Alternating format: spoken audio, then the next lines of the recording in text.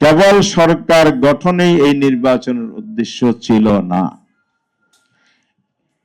কেবল সরকার গঠন এই নির্বাচনের উদ্দেশ্য ছিল না।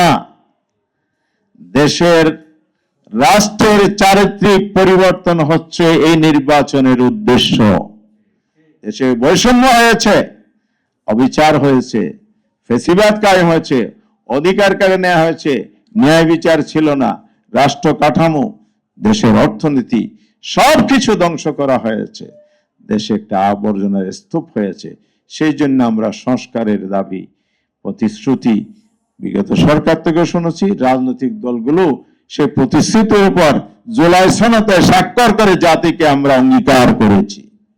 এই অঙ্গীকার যদি বাস্তবায়ন হয়, জুলাই সনদ কার্যকর হলেই মাত্র রাষ্ট্রের চরিত্র পাল্টানো সম্ভব হবে। রাষ্ট্রের চরিত্র যদি না পাল্টায়, ক্ষমতার পালাবদলে জাতির ভাগ্য পরিবর্তন হবে না। আবার নতুন করে বাংলাদেশ গড়ার স্বপ্ন নিয়ে যা আমরা আজকে কাজ করছি, এটাও সফল হবে না।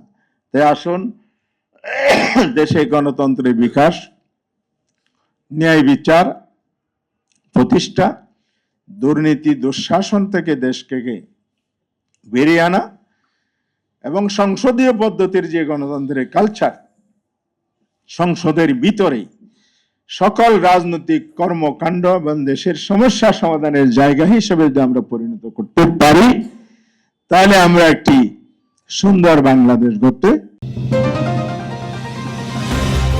চ্যানেল বি+, নতুন সূর্যোদয়, নতুন বাংলাদেশ।